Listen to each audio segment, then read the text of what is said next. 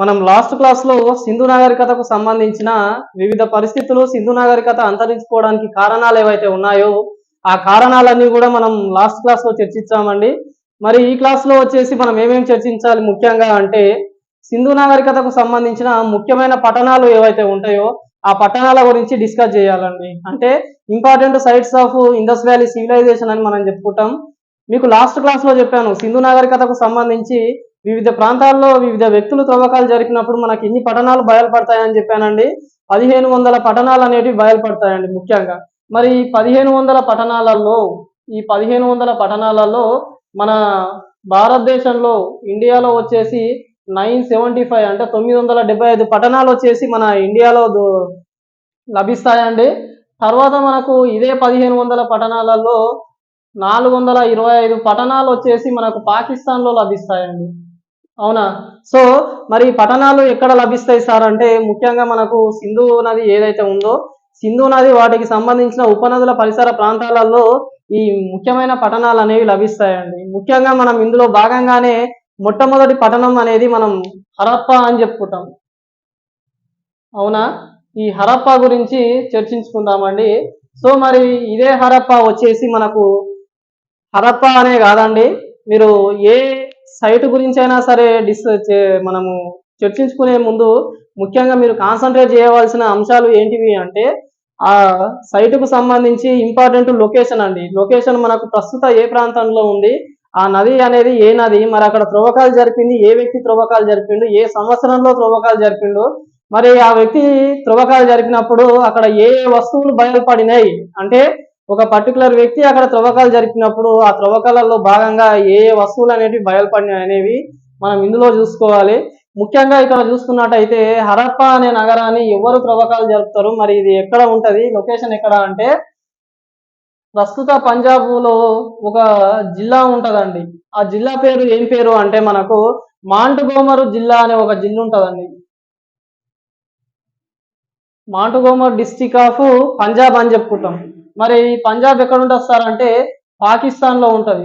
మీకు last class లో చెప్పాను, పాకిస్తాన్ అనేది మనకు 2 దేశాలలో ఉంటదండి.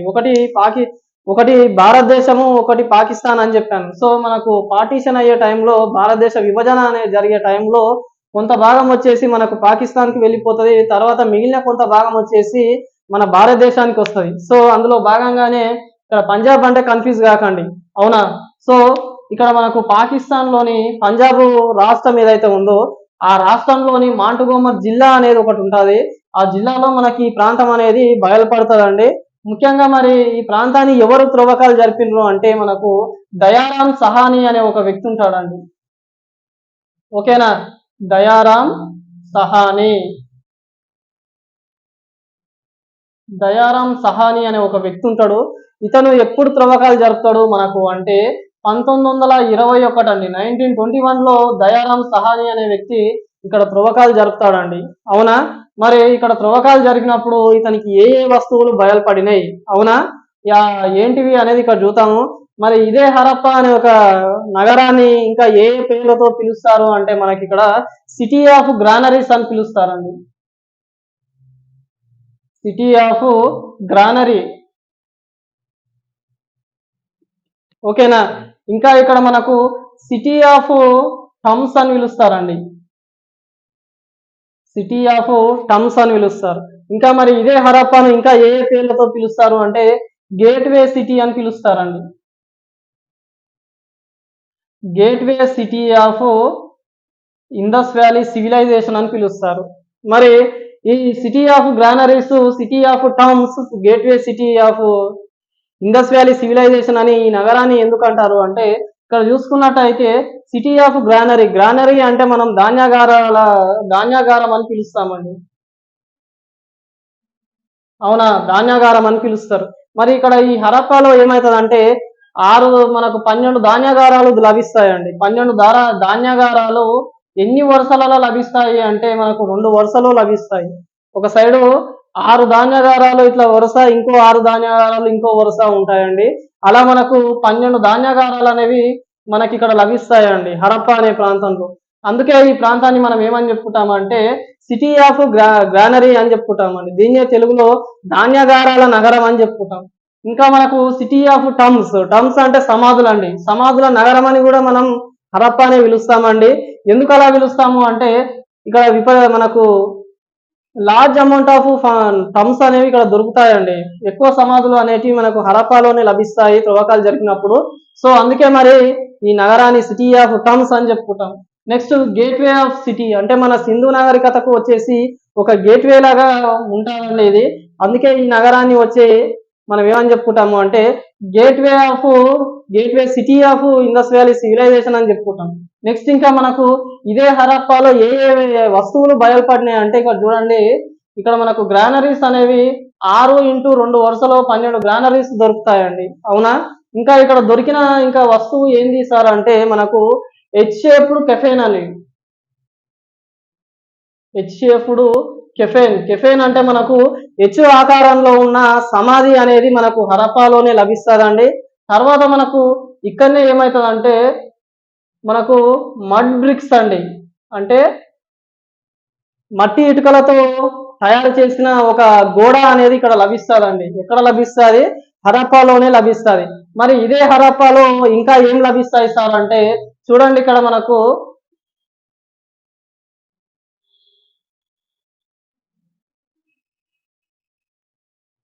బ్రాంజ్ మిర్రర్ అనేది ఇక్కడ లభిస్తుందండి.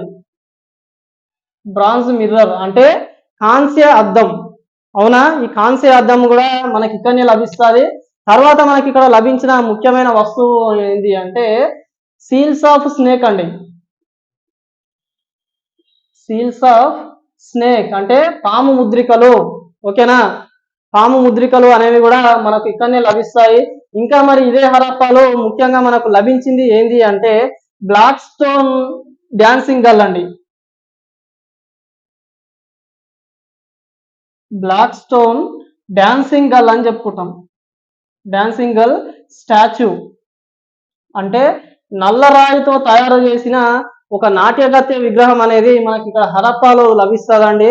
ఇంకా ముఖ్యమైనది ఏం లభిస్తుంది అంటే ఎర్రరాయితో తయారు చేసిన రెడ్ శాండ్ స్టోన్, ఎర్రరాయితో తయారు చేసిన మనిషి మొండెం అనేది లభిస్తుందండి. స్కల్ అని చెప్పుకుంటాం కదా, అది ఇక్కడ లభిస్తుందండి. ఎర్రరాయితో తయారు చేసిన మనిషి మొండెం అనేది మనకి ఇక్కడనే లభిస్తుందండి. ఈ వచ్చేసి మనకు హరప్పా అనే ఒక పట్టణంలో లభించిన వస్తువులండి, బయలుపడిన వస్తువులు. తర్వాత మనకు దీని తర్వాతనే మనకు ముఖ్యమైన ఇంకో పట్టణం ఉంటుందండి, దాన్నే మనం మోహెంజోదారో అని చెప్పుకుంటామండి. అవునా? మరి ఇదే మోహెంజోదారో అనే పట్టణాన్ని ఎవరు త్రవ్వకాలు జరిపిండ్రు, త్రవ్వకాలు జరిపినప్పుడు ఏ ఏ వస్తువులు బయలుపడినా అనేవి మనం చూసుకోవాలండి. మరి ఇదే మోహెంజోదారోను వచ్చేసి మనకి ఎక్కడ ఉంటుంది సార్ అంటే సింధు డిస్టిక్ అండి. సారీ, సింధు స్టేటు లార్కానా డిస్టిక్ అండి. లార్కానా డిస్టిక్ ఆఫ్ పాకిస్తాన్ అంటే సింధు రాష్ట్రంలోని లార్కానా అనే జిల్లాలోని పాకిస్తాన్ లో ఉంటుంది మన మోహెంజోదారో అనే ఒక పట్టణం. మరి ఇది ఇక్కడ ఎక్కడుంటుంది సార్ ఇక్కడ అంటే మనకు ఇందస్ రివర్ అండి, రివర్ ఇందస్ కు సంబంధించి అక్కడ ఉంటుంది. మరి ఇదే ఇక్కడ చూడండి, హరప్పా అనే ప్రాంతము ఏ నది ఒడ్డున ఉంది సార్ అంటే రావి అనే ఒక నది ఉంటుందండి. ఆ నది ఒడ్డున మనకు హరప్పా అనే ప్రాంతం ఉంటుంది. తర్వాత ఇక్కడ చూసుకున్నట్టయితే మరి మోహెంజోదారో అనే పట్టణాన్ని ఎవరు త్రవ్వకాలు జరిపినారు అంటే మనకు ముఖ్యంగా ఆర్డి బెనర్జీ అనే ఒక వ్యక్తి ఉంటాడండి. బెనర్జీ అనే ఒక వ్యక్తి ఉంటాడు. అతను ఎక్కడ ఏ కాలంలో త్రవ్వకాలు చేస్తాడంటే మనకు 1922 1922 కాలంలో ఈ ఆర్డి బెనర్జీ అనే ఒక వ్యక్తి ఇక్కడ త్రవ్వకాలు జరుపుతాడండి. మరి త్రవ్వకాలు జరిపినప్పుడు అతనికి ఏ వస్తువులు బయలుపడినాయి అనేవి ఇక్కడ చూడండి. ముఖ్యంగా మరి ఇతనికి ముఖ్యంగా ఏం దొరుకుతుందండి అంటే ఇదే మనకు ఏమని చెప్తామంటే 7 times ఫ్లడ్స్ ఎఫెక్టెడ్ సిటీ అని చెప్పుకుంటామండి. 7 times ఫ్లడ్స్ ఎఫెక్టెడ్ సిటీ అంటే 7 సార్లు వరదలకు గురైన నగరం ఈ మోహెంజోదారో అని చెప్పుకుంటామండి. అవునా? మీకు సింధు నాగరికతకు సంబంధించి అంతరించిపోవడానికి కారణాలు చెప్పుకునేటప్పుడు నీకు చెప్పానండి. ఏమని చెప్పాను? వరదల వల్ల అంతరించిపోయిన పట్టణాలు కూడా ఉన్నాయి ఇక్కడ సింధు నాగరికతలో. మరి అదే వరదలు ఇక్కడ ఎన్నిసార్లు మనకు మోహెంజోదారో ఇది ఎఫెక్ట్ చేసినాయి అంటే మనకు 7 సార్లు అని చెప్పుకుంటామండి. మరి ఇక్కడనే ఏమని చెప్పుకుంటాము, ఇదే Mohenjodaro great bath of Mohenjodaro ఇక్కడనే లభిస్తుందండి. దీన్నే మనం ఏమని చెప్పుకుంటాం, గ్రేట్ బాత్ అని చెప్పుకుంటాం, అవునా? సో మరి ఇదే గ్రేట్ బాత్ వచ్చేసి తర్వాత ఇక్కడ ఏం లభిస్తుంది అంటే దీన్ని మహాస్నానవాటిక అని చెప్పుకుంటామండి, ఓకేనా? నెక్స్ట్ వచ్చేసి ఇక్కడ మనకు మొహెంజోదారో లభించిన ఇంకొక ఏంది అంటే స్టాచ్యూ ఆఫ్ పశుపతి అని, పశుపతి మహాదేవునికి సంబంధించిన విగ్రహం అనేది ఇక్కడనే లభిస్తుంది. మరి ఇదే మొహెంజోదారోలో ఇంకో వస్తువు అనేది బయలుపడతాదండి. ఆ వస్తువు ఏంది అంటే ఆక్స్ సీల్స్ అండి. ఆక్స్ సీల్స్ అంటే ఎద్దుకు సంబంధించిన ముద్రికలు కూడా ఇక్కడనే లభిస్తాయి. మరి ఇదే మొహెంజోదారోలో ఇంకా మనకి ఏమంటే స్టోన్ ఆక్సెస్ అండి, స్టోన్ యాక్సెస్ అంటే రాతి గుడ్డలు కూడా ఇక్కడనే లభిస్తాయి. మరి తర్వాత మనకి ఇక్కడ లభించింది ముఖ్యంగా ఏమని చెప్పుకుంటాము అంటే ఇక్కడ చూడండి 7 సార్లు వరదలకు గురైన నగరం మొహెంజోదారో అండి.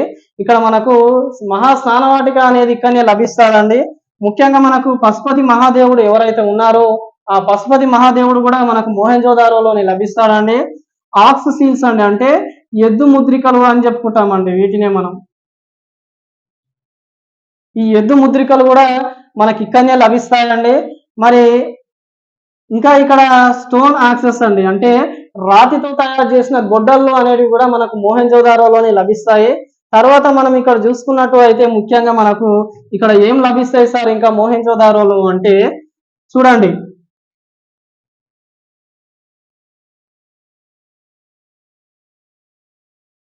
కాపర్ మనకు బ్రాంజ్ డాన్సింగ్ గర్ల్ అనేది ఇక్కడనే లభిస్తుందండి.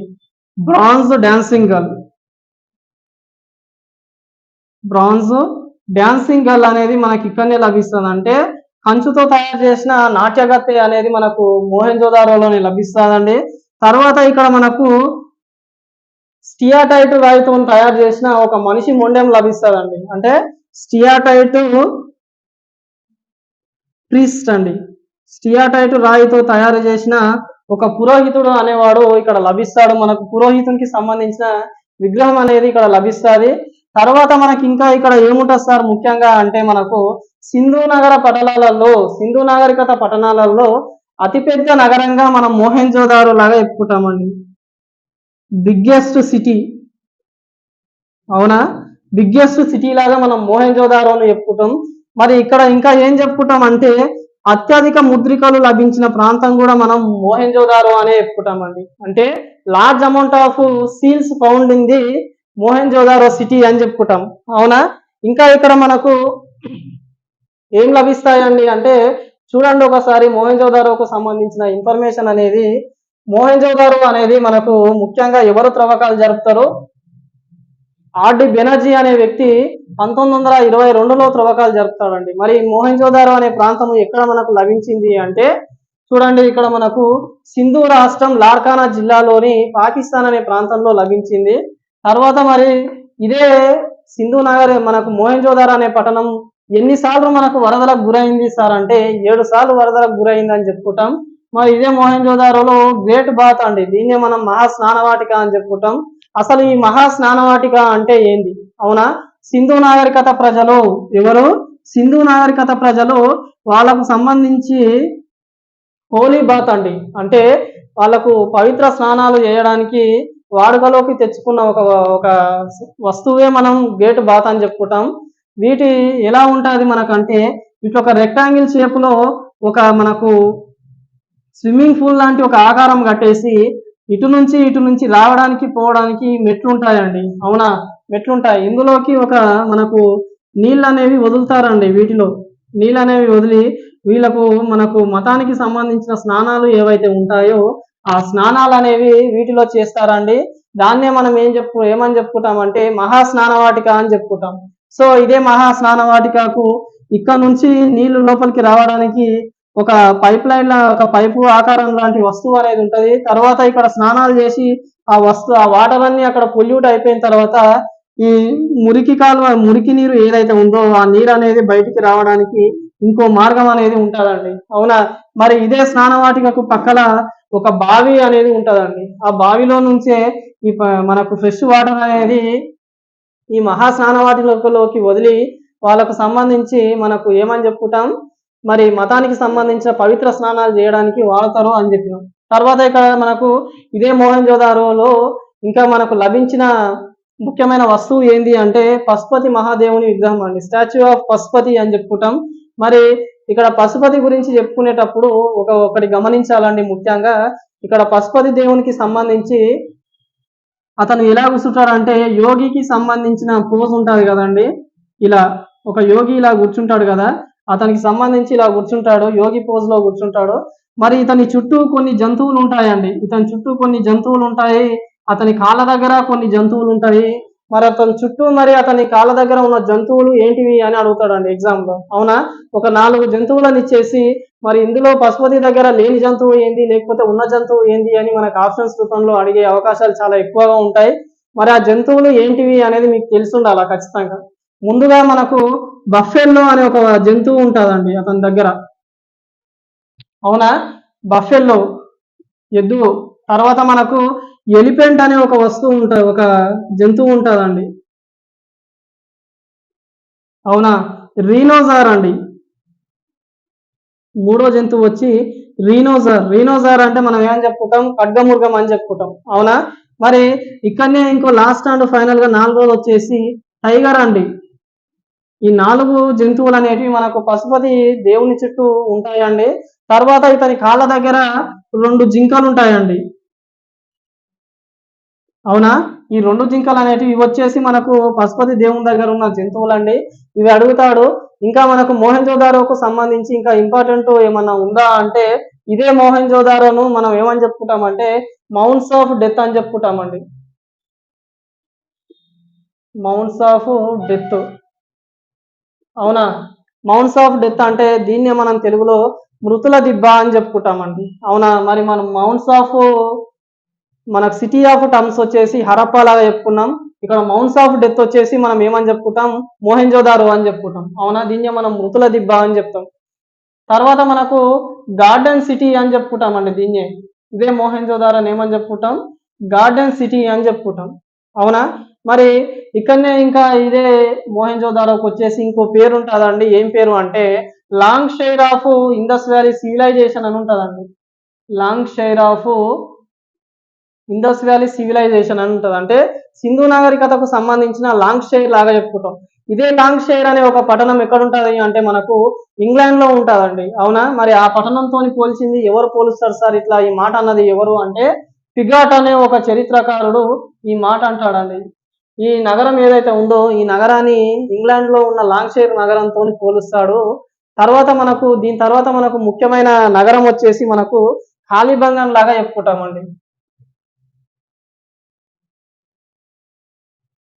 మరి ఇదే కాలిబంగన్ అనే నగరం ఎక్కడ ఉంది, మరి నగరాన్ని ఎవరు త్రవ్వకాలు జరిపినరు, త్రవ్వకాలు జరిపిన తర్వాత ఏమేం బయలుపడినాయి అనేవి మనం ఇక్కడ చూసుకోవాలండి. ఇక్కడ చూసుకున్నట్టు అయితే కాలిబంగన్ అని చెప్తామండి. అవునా, ఈ కాలిబంగన్ అనే నగరం ఎక్కడుంది ఏంది అంటే చూడండి ఒకసారి. మరి కాలిబంగన్ ఎక్కడుంది మనకు అంటే గుజరాత్ లో ఉంటుందండి. ప్రజెంట్ మనం గుజరాత్ అని చెప్పుకుంటాం కదా, ఈ గుజరాత్ లోని గంగానగర్ అనే ఒక డిస్టిక్ ఉంటుందండి. గంగానగర్ జిల్లా అనేది ఉంటుంది. మరి ఎక్కడుంది సార్ ఈ కాలిబంగన్, మరి ఏ నది ఒడ్డున ఉంది అంటే గగ్గర్ నది ఉంటుందండి. ఈ గగ్గర్ నది ఒడ్డున అనేది ఈ కాలిబంగన్ ఉంటుంది. తర్వాత మరి ఇదే కాలిబంగన్ ఎవరు త్రవ్వకాలు జరిపింది సార్ అంటే మనం ఏ ఘోష్ అని చెప్పుకుంటామండి. సార్ మరి ఇతను ఎప్పుడు త్రవ్వకాలు జరుపుతాడు సార్ ఏ ఘోష్ అనే వ్యక్తి మనకు ఇక్కడ అంటే చూడండి 1953లో త్రవ్వకాలు జరుపుతాడండి ఈ వ్యక్తి. ఏ ఘోష్ అనే వ్యక్తి కాలిబంగన్ను ఎప్పుడు త్రవ్వకాలు జరుపుతాడంటే మనకు 1953లో చెప్పుకుంటాం. 1953లో త్రవ్వకాలు అనేవి జరుపుతాడు ఇతను. తర్వాత మనకు ఇక్కడ ఒక నాగరికత అనేది అభివృద్ధి చెందుతుందండి. అదే నాగరికతను మనం ఏమని చెప్పుకుంటాం, సోతి సివిలైజేషన్ అని చెప్పుకుంటామండి. సోతి నాగరికత అని చెప్పుకుంటాం. అవునా, మరి సోతి నాగరికత అని పేరు పెట్టిన వ్యక్తి కూడా ఏ ఘోషే అండి. అవునా, మరి ఇక్కడ ఈ కాలిబంగన్ అంటే అర్థం ఏందో చూడాలండి. మీకు కాలి అంటే హిందీలో మనకు ఏమని వస్తుంది అంటే బ్లాక్ అనే ఒక మీనింగ్ వస్తుందండి, నలుపు అనే మీనింగ్ వస్తుంది మనకు కాలి. మరి ఇదే కాలిబంగన్ మనం ఏమని దీని అర్థం ఏంది అంటే మనకు బ్లాక్ బ్యాంగిల్స్ అని చెప్పుకుంటామండి. బ్లాక్ బ్యాంగిల్స్ అంటే నల్లని గాజులు అనే అర్థం వస్తుందండి కాలిబంగన్ అంటే. మరి ఇదే కాళీబంగంలో ఇంకా ఎవరెవరు త్రవ్వకాలు జరిపారు సార్ అంటే చూడండి ఇక్కడ బీబీ లాల్ అనే ఒక వ్యక్తి త్రవ్వకాలు జరుపుతారండి. BB Lal and BK Thapar అనే వ్యక్తి త్రవ్వకాలు జరుపుతారు. వీళ్ళిద్దరూ ఇక్కడ త్రవ్వకాలు జరుపుతారండి. మరి బీబీ లాల్ అనే వ్యక్తి ఎప్పుడు త్రవ్వకాలు జరుపుతాడు సార్ ఇక్కడ అంటే 1961లో త్రవ్వకాలు జరుపుతాడండి. బీకే థాపర్ అనే వ్యక్తి ఇక్కడ మనకు 1969లో త్రవ్వకాలు అనేవి జరుపుతాడండి. మరి ఇక్కడ చూసుకున్నట్టయితే కాళీబంగన్ అనే ఒక పట్టణానికి ముగ్గురు త్రవ్వకాలు జరుపుతాడు. మరి ముగ్గురు త్రవ్వకాలు జరిపినప్పుడు ఏ ఏ వస్తువులు బయలుపడినాయి, అవునా, ఏ ఏ వస్తువులు బయలుపడినాయి, అవి ఏంటివి అనేది ఇప్పుడు చూడండి. ఇక్కడ చూసుకున్నట్టయితే మనం ముఖ్యంగా ఇక్కడ బయలుపడిన మొట్టమొదటి వస్తువు ఏంది అంటే మనం ఎవిడెన్స్ ఆఫ్ క్యామెల్. చూడండి ఇక్కడ ఎవిడెన్స్ ఆఫ్ క్యామెల్ అండి, అంటే ఒంటెకు సంబంధించిన అవశేషాలు అనేవి మనకు కాళీబంగంలో దొరుకుతాయండి, అవునా. తర్వాత ఇక్కడ చూసుకున్నట్టయితే రెండో ఇంపార్టెంట్ వచ్చేసి మనకు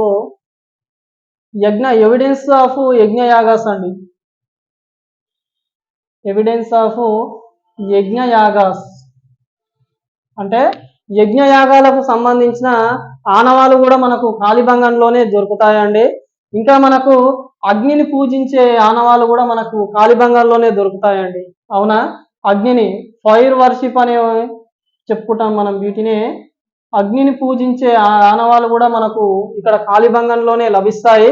తర్వాత మనకి ఇక్కడ ఏం దొరుకుతుంది అంటే స్టాచ్యూ ఆఫ్ మదర్ గాడెస్ అండి, స్టాచ్యూ ఆఫ్ మదర్ గాడెస్ అని చెప్పుకుంటాం, అంటే అమ్మ తల్లికి సంబంధించిన విగ్రహం అనేది ఇక్కడనే దొరుకుతుంది. తర్వాత మనకు ఇంకా ఇక్కడ మనకు ఈ అగ్నిని పూజించే ఆనవాళ్ళు మనకు లోతాల్ అనే ఒక పట్టణం ఉంటుందండి. ఆ పట్టణంలో కూడా మనకు అగ్నిని పూజించిన ఆనవాళ్ళు అనేటివి మనకు లభిస్తాయి, అవునా. సో మరి ఇక్కడ మదర్ గాడెస్ అమ్మ తల్లికి సంబంధించిన ఆధారాలు కూడా మనకి ఇక్కడనే లభిస్తాయి అని చెప్పాను. తర్వాత ఇక్కడ చూసుకున్నట్టయితే ఇదే కాళీబంగంలో ఇంకా మనకు ఏమేమి లభించాయి మనకు ముఖ్యంగా అంటే చూడండి, మనకు రౌండ్ షేప్ గ్రానరీ అనేది ఇక్కడ లభిస్తుందండి, రౌండ్ షేప్ గ్రానరీ. దీన్నే మనం ఏమని చెప్పుకుంటాం, గుండ్రటి ధాన్యాగారం అనేది ఇక్కడ మనకు కాళీబంగంలో లభిస్తుంది. ఇక లాస్ట్ అండ్ ఫైనల్ ఇక్కడ లభించింది ఏంటి అంటే మనకు ప్రపంచంలో మొట్టమొదటిసారిగా భూమిని దున్నిన ఆనవాళ్ళు అనేటివి మనకి కాళీబంగంలోనే లభిస్తాయండి, అవునా. అంటే ప్రపంచంలో మొట్టమొదటిసారిగా భూమిని దున్నిన ఆనవాళ్ళు అనేది ఇక్కడ మన కాళీబంగంలో లభిస్తాయి. ఓసారి చూడండి ఇక్కడ కాళీబంగన్కు సంబంధించిన ఇన్ఫర్మేషను. ముఖ్యంగా కాళీబంగన్ అంటే చూడండి, కాళీబంగన్ అనేది ప్రజెంట్ గుజరాత్ లోని మనకు గంగానగర్ అనే ఒక డిస్టిక్ లో ఉంటుందండి. మరి ఇది ఏ నది ఒడ్డున ఉంది మనకి ఇక్కడ అంటే గగ్గర్ అనే ఒక నది ఒడ్డున ఉంటది. మరి ఇదే కాళీబంగన్ ఎవరు త్రవ్వకాలు జరుపుతారంటే